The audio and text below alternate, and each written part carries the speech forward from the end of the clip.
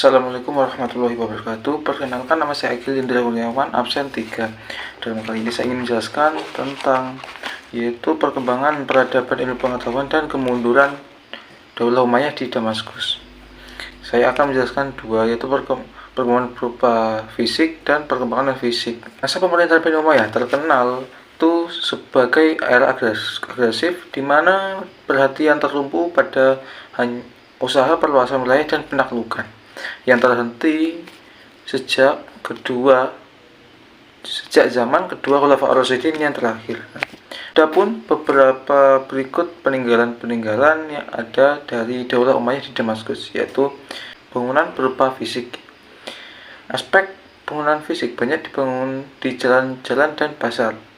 Bidang pertanian juga dibangun, irigasi baru dan baru diperkenalkan kepada masyarakat di Damaskus yang tidak mengenal sebelumnya. Nah, adapun saluran tersier, jembatan air yang didirikan dan beberapa kota dibangun. Di antara kota-kota terkenal itu sebagai berikut, yaitu 1. Cordova dan 2. Granada. Nah, Cordova terletak di sebelah selatan lereng gunung Sierra de Cordova dan di tepi sungai Guadalquivir. Nah, sebelumnya Spanyol itu ditaklukkan oleh tentara Islam pada tahun 117 Masehi. Nah, Cordova adalah ibu kota kerajaan Kristen Visigoth sebelum pindah ke Toledo pada tahun 756. Nah, kota ini menjadi ibu kota dan pusat pemerintahan Bani Umayyah di Spanyol setelah Bani Umayyah di Damaskus jatuh ke tangan Bani Abbasiyah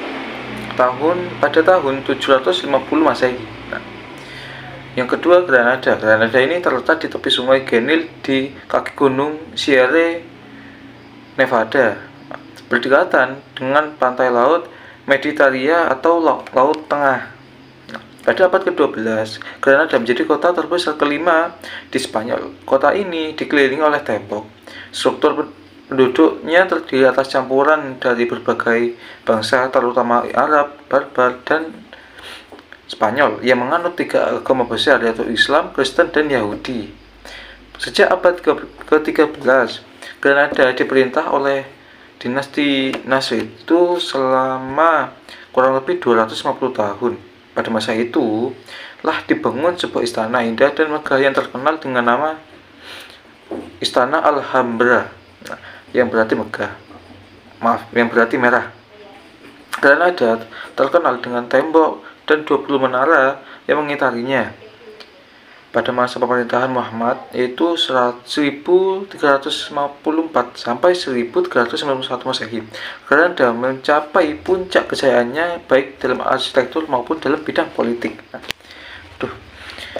Yang kedua, kita akan membahas tentang perkembangan non-fisik. Perkembangan non-fisik itu yaitu perkembangan yang mencakup ilmu pengetahuan dan teknologi pada masa Bani Umayyah dan pada umumnya berjalan di zaman permulaan Islam, ya, sepertinya. Hanya pada perintisan dalam ilmu logika, yaitu filsafat dan ilmu eksak, perkembangan ilmu pengetahuan pada masa ini masih berada pada tahap awal, yaitu para pembesar Bani Umayyah kurang tertarik pada ilmu pengetahuan kecuali Yazid bin Muawiyah dari Umar bin Abdul Aziz. Nah, adapun beberapa ilmu pengetahuan yang berkembang di zaman dinasti Umayyah dengan uraian sebagai berikut, yaitu al-ulum syar'i, al-umur lisaniyah, ilmu qiraat, ilmu tafsir, dan ilmu hadis. Nah, dalam beberapa sepak terjang yang dilakukan Bani Umayyah di bidang pendidikan Islam, banyak melahirkan para ulama ahli di bidangnya. Mereka bertanggung jawab terhadap kelancaran jalannya pendidikan. Dalam hal ini, ulama memikul tugas mengajar dan memberikan bimbingan serta seperti pimpinan kepada masyarakat. Adapun ulama bekerja atas dasar kesadaran dan tanggung jawab agama, bukan atas dasar pengangkatan atau penunjukan pemerintah. Nah, berikut ulama menjadi pendidik sekaligus ilmuwan pada waktu itu, yaitu dalam seni bahasa dan sastra, ilmu sastra, yaitu Abdul Malik bin Marwan pada masa pemerintahan tersebut. yang bernama Imam Sibawahi, yang kedua ilmu tafsir, yang kayak di samping luaskan faktor sumber itu daerah Arab yang membawa konsekuensi lemahnya sastra Arab. Hal ini menyebabkan pada masa itu munculnya ilmu tafsir seperti Ibnu Abbas di kalangan sahabat, Mujahid, Muhammad bin Al-Baqir bin Ali bin Husain dari kalangan Syiah, dan ketiga itu ilmu hadis yang banyak ilmu hadis, yaitu perkembangan ilmu sendiri terjadi setelah diketahui banyaknya hadis palsu yang dibuat oleh kelompok tertentu sebagai atau untuk kepentingan politik. Sebelumnya hadis hanya diriwayatkan dari mulut ke mulut setengah sahabat, dan para pelajarnya mencatat hadis-hadis itu dalam buku catatannya. Atas dasar apa? Atas dasar itulah rasa pentingnya menyusun dan mengumpulkan serta membukukan hadis-hadis tertentu saja yang dikiranya kuat dari sanadnya dan maupun matanya. Stop. Dan yang ketiga kita bisa melihat yaitu ilmu fikih yang pada periode Umayyah itu banyak melahirkan kayak Mujahid fikih. Terbukti dari akhir masa Umayyah itu telah akhir tokoh mazhab seperti Imam Abu Hanifah di Irak, Imam Abdul Malik, Ibnu Abbas di Madinah, dan sebagainya. Yang keempat adalah ilmu kimia, yaitu Khalid Yazid bin Muawiyah, khalifah yang pertama kalinya menyuruh untuk menerjemahkan buku-buku berbahasa Yunani. Dan yang kelima itu ilmu kedokteran yang kayak pada zaman itu penduduk Syam di zaman ini telah banyak menyalin macam ilmu ke dalam bahasa Arab, seperti ilmu kedokteran karangan Qais Ahrun dalam bahasa Yunani yang disalin ke dalam bahasa Arab masa Juwaihi ya. Dan yang terakhir itu musik dan kesenian. Di bidang ini terkenal banyak tokoh bernama Hasan bin Nafi yang berjuluk Zariyah. Dia juga terkenal sebagai pengubah lagu dan sering mengajarkan ilmunya kepada siapa saja, sehingga kemasyhuran makin meluas. Yang ketiga adalah kemunduran dinasti Umayyah di Damaskus. Secara revolusioner, Daulah Abbasiyah 750-1258 menggulingkan kekuasaan Daulah Umayyah. Kejatuhan Daulah Umayyah disebabkan oleh beberapa faktor. Di antaranya adalah meningkatnya kekecewaan kelompok Mawali terhadap Daulah Umayyah, pecahnya persatuan antar suku bangsa Arab, dan timbulnya kekecewaan masyarakat agamis dan keinginan mereka untuk memiliki pemimpin karismatik. Sebagai kelompok penganut Islam baru, Mawali diperlakukan sebagai masyarakat kelas 2, sementara bangsa Arab menduduki kelas bangsawan. Golongan agamis merasa kecewa terhadap pemerintahan Bani Umayyah karena corak pemerintahannya yang sekuler.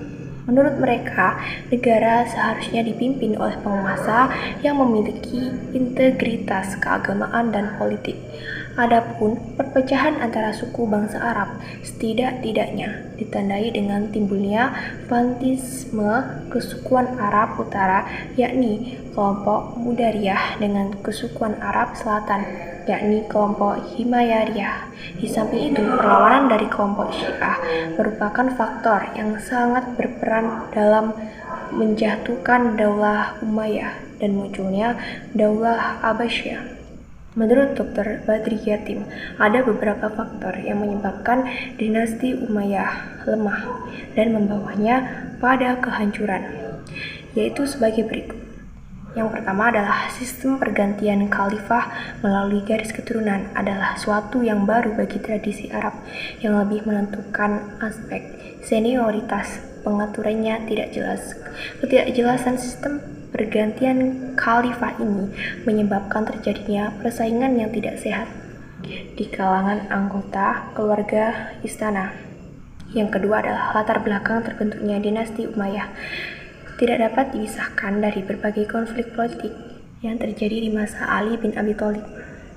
sisa-sisa Syiah, para pengikut Ali, dan Khawarij terus terjadi gerakan oposisi baik secara terbuka seperti di masa awal dan akhir maupun secara tersembunyi seperti di masa pertengahan kekuasaan dinasti Umayyah. Penumpasan terhadap gerakan-gerakan ini banyak menyedot kekuatan pemerintah. Pada kekuasaan dinasti Umayyah, pertengahan etnis antara suku Arabia Utara, Bani Qais, dan Arab Selatan, Bani Kalb, yang sudah ada sejak zaman sebelum Islam, semakin runcing. Perselisihan ini mengakibatkan para penguasa dinasti Umayyah mendapat kesulitan untuk menggalang persatuan dan kesatuan.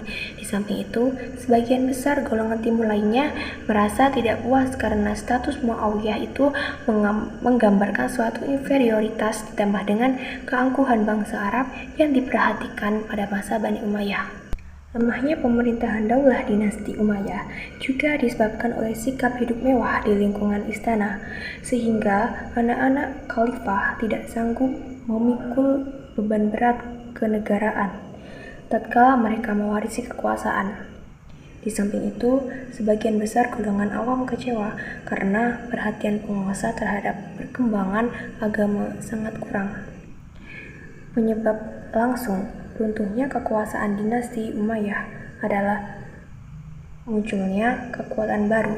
Selanjutnya adalah yang dipelopori oleh keturunan Al-Abbas bin Abbas Al-Muthalib. Gerakan ini mendapat dukungan penuh dari Bani Hashim dan golongan Syiah dan kaum Mawali yang merasa dikelas duakan oleh pemerintah dinasti Umayyah. Beberapa penyebab tersebut muncul dan menumpuk menjadi satu, sehingga akhirnya mengakibatkan keruntuhan dinasti Umayyah. Sekian dari kami, semoga bermanfaat. Wassalamualaikum warahmatullahi wabarakatuh.